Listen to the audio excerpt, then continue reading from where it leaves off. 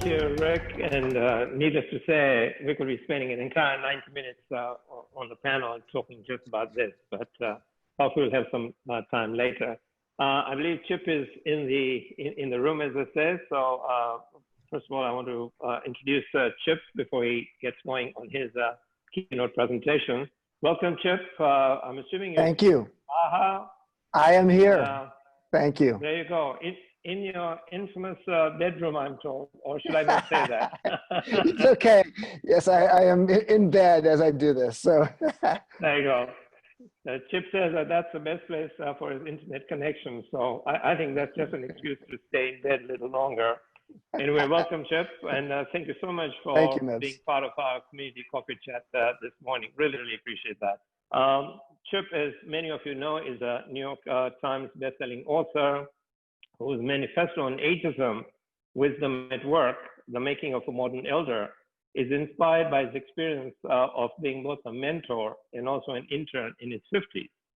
After selling the company that Chip started as a rebel entrepreneur at the age of 26, Joie de Vivre Hospitality, Chip wasn't sure what to do next. He could have easily retired at 52, but not so. The young founders of Airbnb came calling. Chip served as Airbnb's head of global hospitality and strategy for 4 years, while also mentoring its chief executive officer, Brian Chesky. Chip has actually been very modest in the influence that he's made on Airbnb, but his contribution and approach to helping a technology company essentially embrace hospitality and creating a unique guest experience is evident today. And many of us have experienced that as we have been part of the Airbnb guest and or host experiences. Chip continues his relationship with Airbnb today as a strategic advisor to the company's leadership. While writing Wisdom at Work, Chip was inspired to build the world's first midlife wisdom school called the Modern Elder Academy, which is a 3-acre oceanfront campus in Baja California, Mexico. Chip also believes in curiosity is the auxiliary of life and started learning Spanish and surfing at the age of 58. Welcome, Chip, and over to you. Thank you, Mebs. It's just an honor to be here. Can you hear me okay? Yes. Yes. Thank you. Okay. So the reason I have this headboard behind me and I'm in bed is because, as Mebs said, I am in my home here in rural Mexico, about 1 hour north of Cabo San Lucas in the southern Baja Peninsula. The Wi-Fi is best in my bed. So I tend to do most of my work elsewhere, but when I'm doing a video call, I want to make sure I have the best Wi-Fi possible. So you get the benefit of what they call the alebrijas here in Mexico, the spirit animals that fill my dreams at nighttime. So it's an honor to be with you, and I'm going to, in the next 20-25 minutes, give you some of my experience and what I've learned in the last few years around this. And then I look forward to doing a Q&A, so you can feel free to ask me questions, because I am, just like all of you, a curious learner. I most definitely, when it comes to the subject of aging, I am a bit of a neophyte in terms of learning it.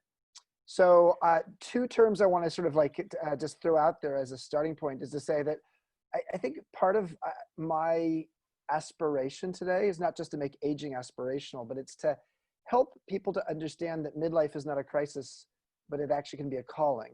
And I'll talk about that in this talk today, as well as to introduce a new term that you probably haven't heard of before, because I think we made it up here at the Modern Elder Academy. And you've heard of the term lifelong learning, which is sort of an abstract concept. You're supposed to be learning your whole life, but it's not exactly clear how you're supposed to do that, or it's a very DIY thing, do it yourself. Well, we believe here at the Modern Elder Academy that it's not just about lifelong learning, it's about long life learning. How do you learn how to create a life that's as deep as it is long? And how do you actually understand the stages and passages of life in such a way that you know how to repot yourself at different stages of your career and your life. Which is a great entry into my brief story. As Mebs said, I had sold my company at the bottom of the Great Recession. To be honest with you, I sold it at a very low price relative to what it would have would have gone for 3 or 4 years later, but I couldn't do it anymore. I was truly at the end of my rope in terms of how I felt about the work I'd been doing for 24 years. What had been a calling became a job. And in the Great Recession, I truly felt like I just didn't want to do it anymore. I unfortunately had 5 friends, all men aged 42 to 52, commit suicide during the Great Recession during a 2.5 year period. And there was a part of me that was quite in a dark place myself. And so I decided, you know what? I need to stop this, move on. I have no idea what was next for me. Yes, I made a little bit of money in it, so I could wait a little while, but I probably couldn't have retired for the rest of my life. So I knew that I knew there was something else that I was supposed to do. Many of you probably have seen the movie The Intern with Robert De Niro and Anne Hathaway. And he says quite famously early in the movie, musicians don't retire, they quit when there's no more music left inside of them. I knew I had some music inside of me. I just wasn't sure who to share it with. And it was about that time at age 52, I got a call from Brian Chesky, co-founder and CEO of Airbnb, asking me if I wanted to join their little tech startup that wanted to democratize hospitality. And to be honest with you, I didn't know much about Airbnb. I had been a pioneer as a boutique hotelier 26 years earlier. But at age 52, I was now part of the establishment. I didn't really understand this Airbnb home sharing thing. Why would anybody want to stay in someone else's home when hotels are available? And so I don't want to say I was dismissive, but I was curious, but with a little bit of a sense of like, I don't know if this idea is going to work. So Brian said to me, can I Uber over to your home to talk to you about it? And this was early 2013, and I never heard of Uber. And so I said, you're going to do what? He says, I'm going to Uber over to your home. And I said, what does that mean? He said, oh, wow, we have a lot to talk about. So he came over to my home. He taught me what the sharing economy was.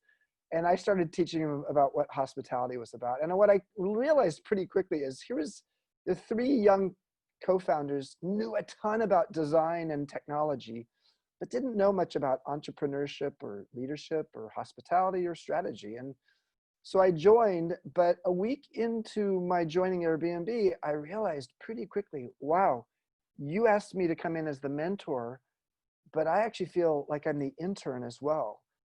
In fact, they started calling me the mentern, both mentor and intern at the same time, because while I knew a lot about hospitality and business, I didn't know a thing about technology. Not just my own personal tech tools. I'd never used a Google Doc before. I had no idea what Slack was, which came a little bit later. But I didn't understand just what product was. I didn't understand the lingo. I didn't understand strategy. And weirdly, I was the head of global hospitality and strategy, reporting to someone 21 years younger than me, Brian. But also, I'm mentoring him.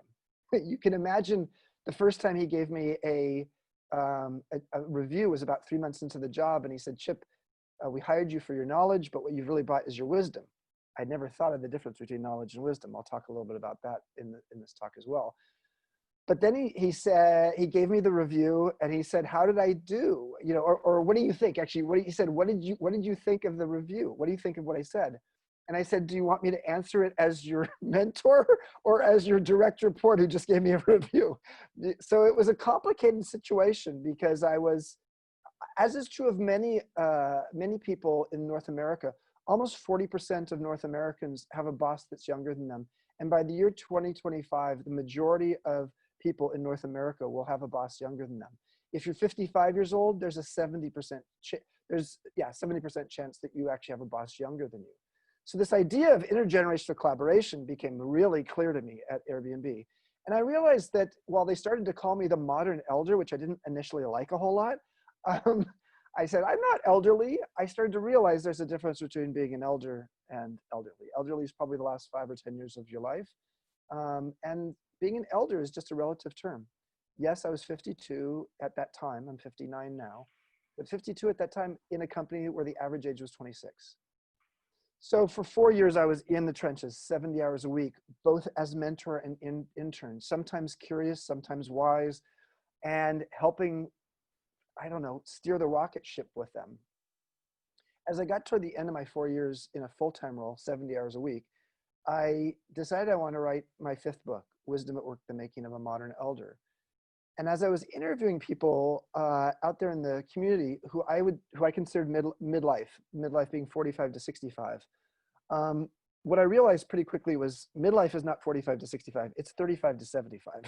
And I say that because an increasing number of people in their mid-30s are feeling irrelevant, obsolescent, a little bit bewildered in a world where we're living longer, but power seems to be moving younger, and the world is changing faster.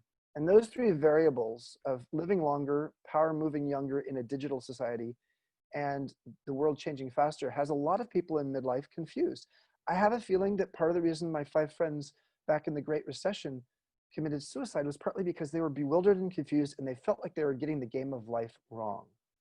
And there's an increasing number of people in midlife who feel that way. And yet we have so few rituals or rites of passage or anything for people in midlife to understand what their role in society is. It's just hideous. It's really scary. There were 3 stages of life that really became somewhat famous or well known in the 20th century. 2 of them got a lot of attention.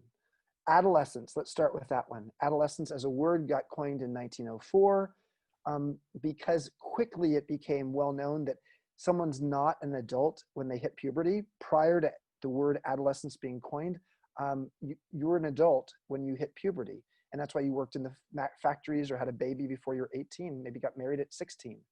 So adolescence led to the US creating public junior high schools and high schools. Same with Canada, same with a lot of the countries in the world.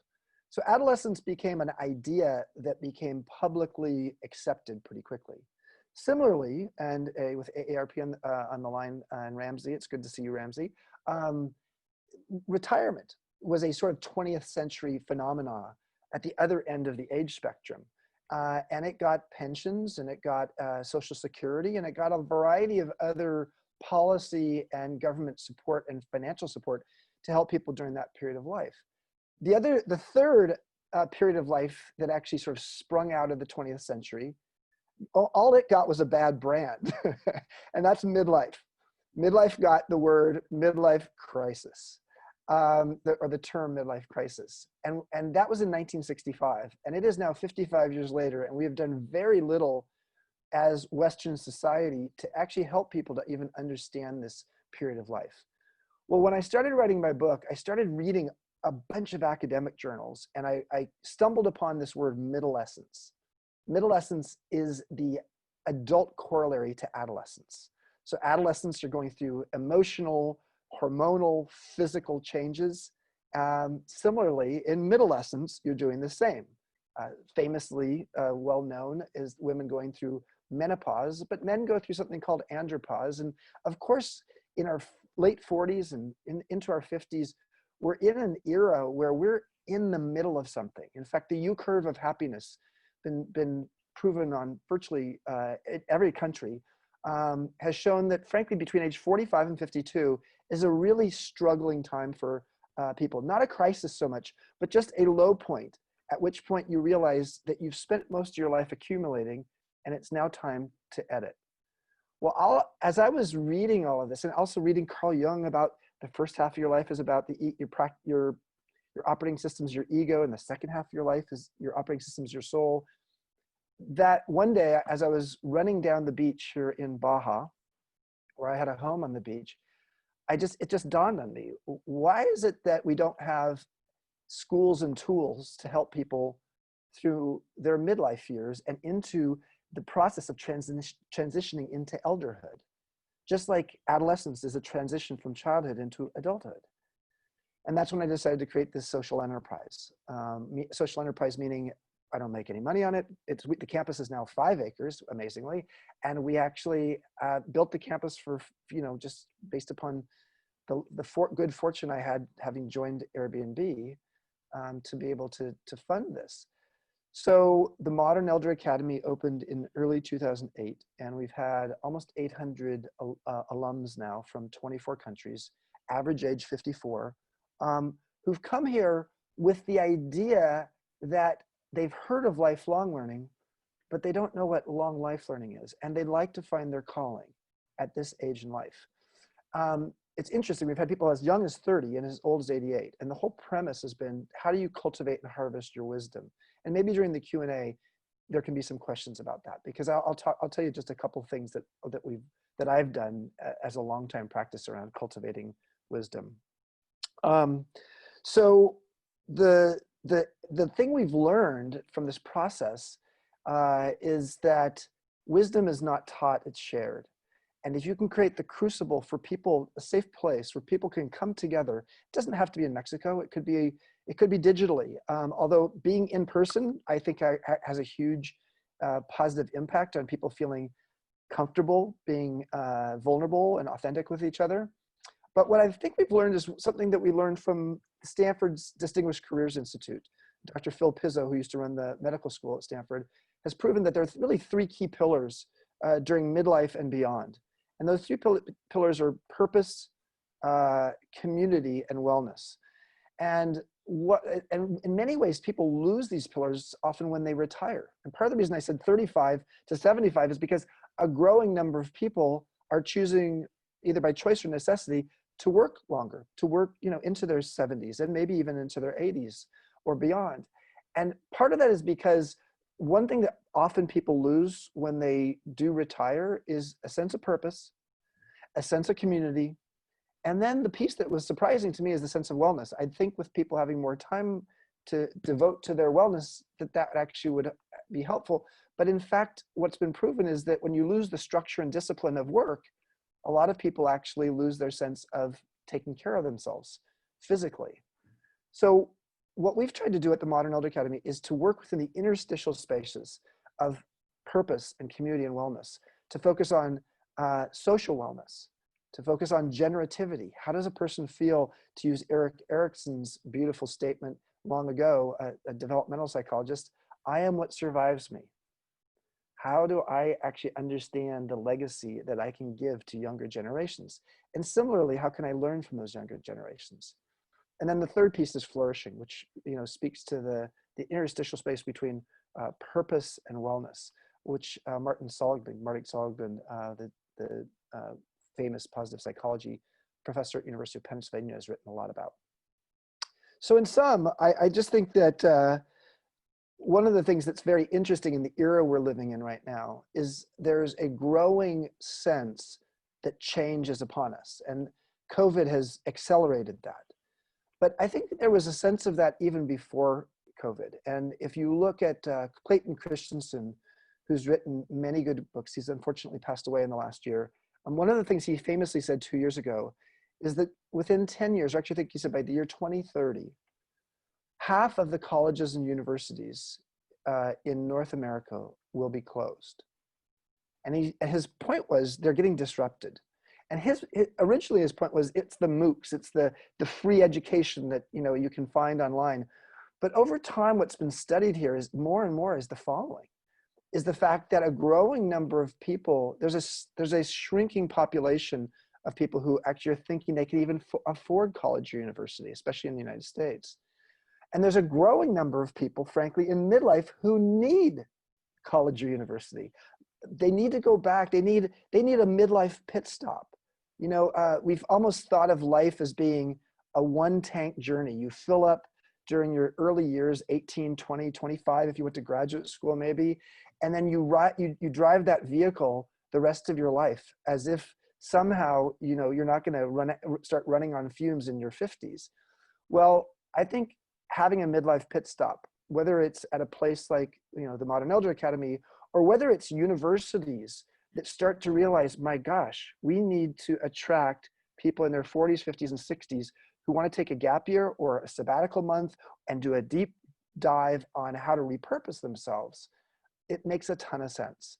I happen to be on the board of Encore.org. In fact, having a board meeting an hour from now, a digital board meeting.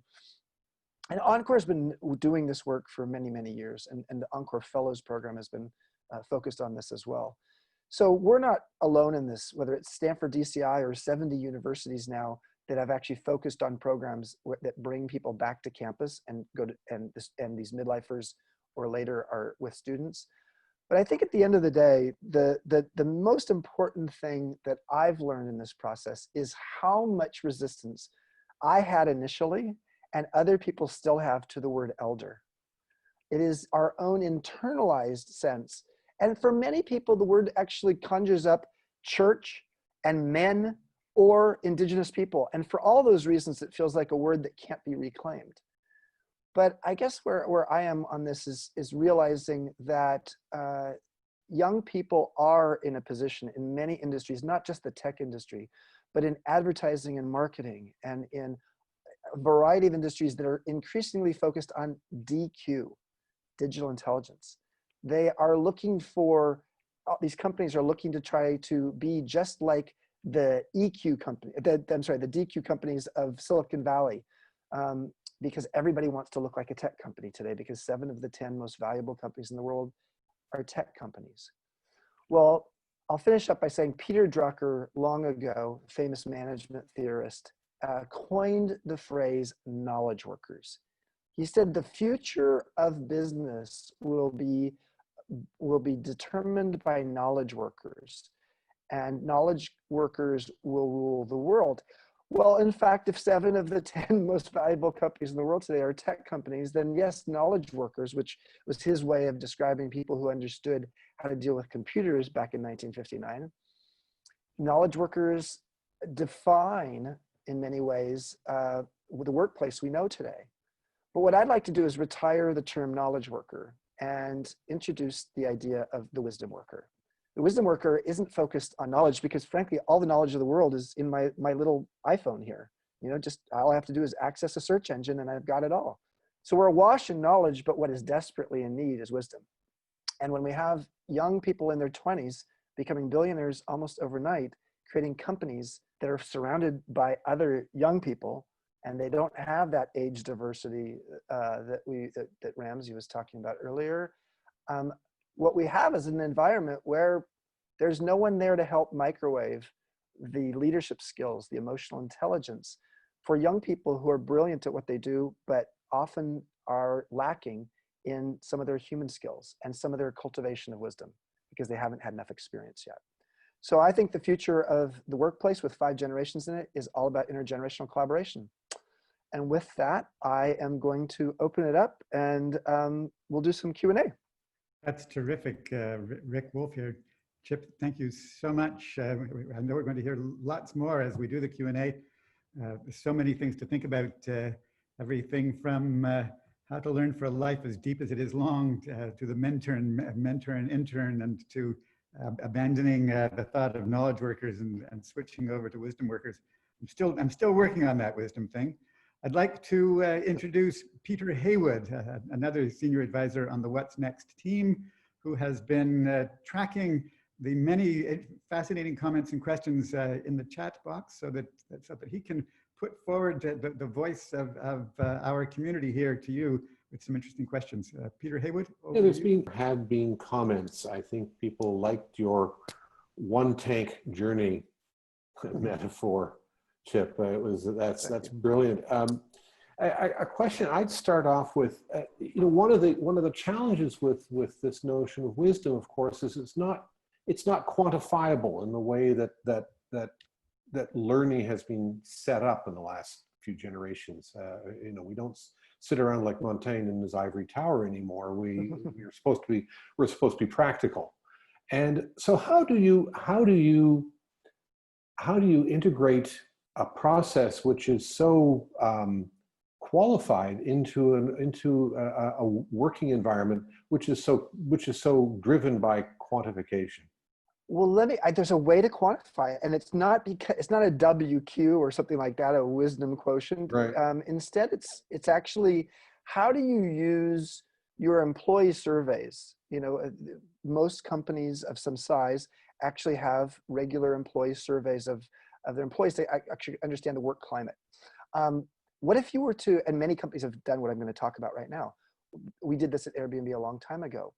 What if you asked all of your employees the following question when you're doing your surveys, twice a year or once a year or quarterly?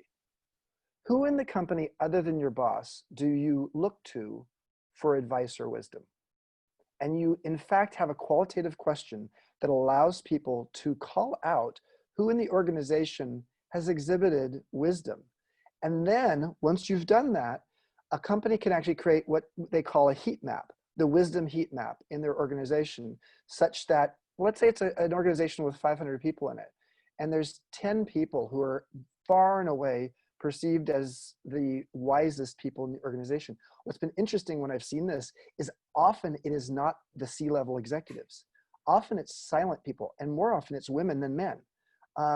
So that it's often people who are great collaborators, really great informal mentors, and their people actually are somewhat unheralded. Once you've got that heat map, then you can start asking the question, how do we leverage these wise people in the organization? I've seen organizations that have chosen then to say, let's create a foundational program for them. Procter & Gamble has a mastery society. And mastery society is for people generally who are not going to necessarily go to the C-level at Procter & Gamble, but they have a mastery and a wisdom around a particular area. And they then are almost parachuted into teams that could use a little bit of wisdom. At Airbnb, we ultimately created a ERG, an employee resource group called Wisdom at Airbnb. And it was for anybody in the company who was fascinated by how to cultivate their wisdom. And we would study wisdom as a group. It was the third most popular employee resource group in Airbnb. It was predominantly people 40 and older, which represented less than 10% of Airbnb employees, but it actually had lots of people who were under 40 as well. So while I totally agree with you, Peter, that it's hard to quantify, sometimes I was lucky enough to be asked to give some TED Talks, and my TED Talk in 2010 was all about how do you focus on the things in life that are hard to measure, because often those are the most valuable things. Well, that's brilliant. Somebody has asked here, it looks the other way. Deb Egan has asked about how we can, or not Deb, sorry, it's Dorothy England. How do we stay open as we get older? Because part of our wisdom is maybe locked down through, as she says, a sense of failure, experiencing things. So how do we suck in the vitality of the young people? How have you seen that working? Yeah.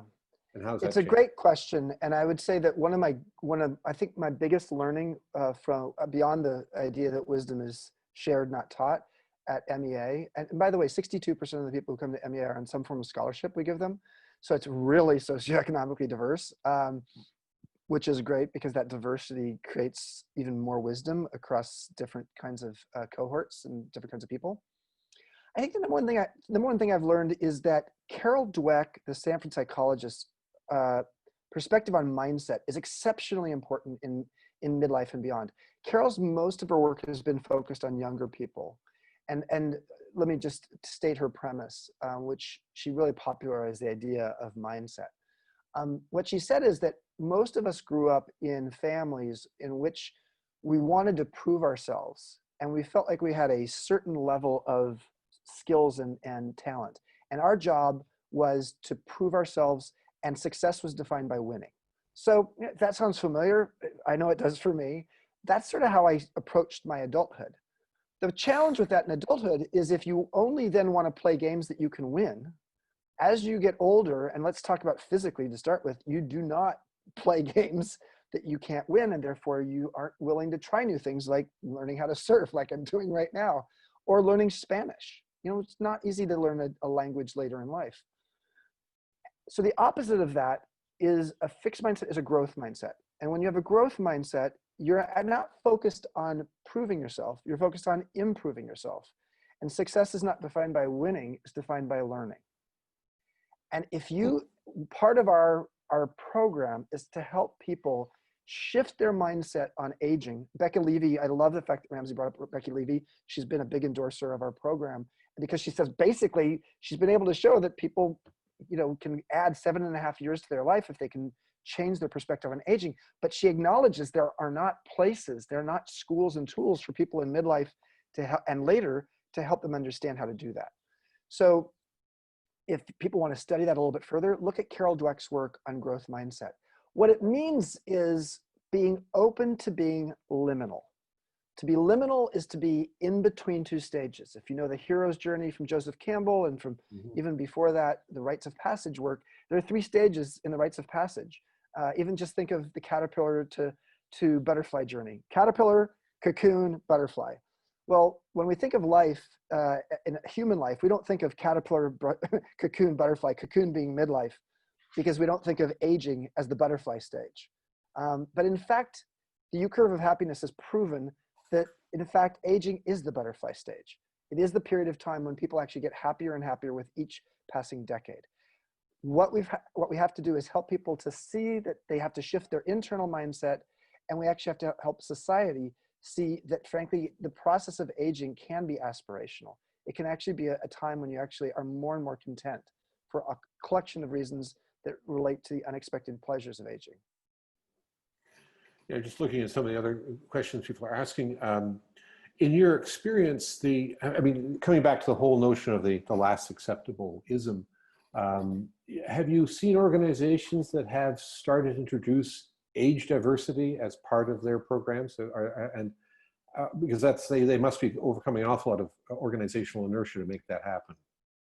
And it goes in both directions. I've seen an increasing number of traditional old line companies that have realized that their age diversity they need is younger. They need younger voices. And so there are a lot of companies. I've done some talks with Humana in Louisville, where they have an intergeneration. Instead of an ERG that's focused on older people or younger people, they have an intergenerational ERG, employee resource group, that is basically vested with the responsibility of looking at how do we create more mutual mentoring in the workplace. There's a bank in Canada. I spoke in Toronto last year, and there was a woman who came up to me, and she's the head of learning and development for this bank. I can't remember which one it is, maybe S&H, or it's something and something. And she said, I want to create mutual mentorship here in this organization because, frankly, the older people need it in the organization. We're an old school organization, and there's a lot of we're losing our young people because they feel like they don't have a voice. Well, she just wrote me in the last couple of days and said, we now have it. We have, 10 mutual mentors, a younger and an older person working together. Now, in the younger organizations in Silicon Valley, tech firms, et cetera, they're just learning it. Brian, CEO of Airbnb, is a pioneer of saying age diversity is as important of a diversity as race and gender and sexual orientation. And yet only 8% of companies that have a diversity and inclusion program in the in the world, have actually expanded that D&I program to include age as just as important a demographic as gender, race, and sexual orientation. So I would say we're in the early stages of this baseball game, so to speak, maybe in the second or third inning in terms of how do we address this. I do think that what's nice I'm seeing in the investor community, the venture capitalists, private equity firms that fund a lot of these young technologists, is they are learning that whether it's Uber or Theranos or a variety of other companies, WeWork, focusing on young people with a big, bold vision and a lot of hubris is maybe the way to actually get a startup going. It is not the way to operate a business long-term. And so they are more and more looking at how do they match people with some years behind them with a younger technologist so that there's the best of both worlds. But I'm also, there's a ton of ageism. So let me just say, ageism exists. It continues to exist.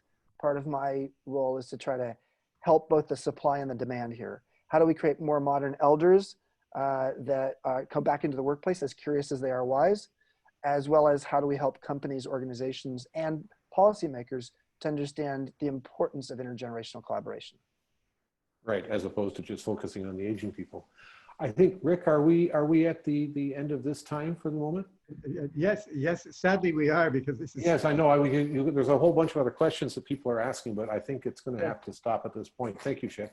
Feel free. Yeah, you can find me on LinkedIn. You can find me, I have a daily blog called Wisdom Well, and it's a daily, Yeah, it's a daily blog that you can sign up for. It's free, and we just send you an email, or you can, if you don't want the email subscription for free, you just go to the Modern Elder Academy website. You can find it there, or we post it on LinkedIn daily. So thank you so much. I really appreciate being with all of you, and look forward to staying in touch. And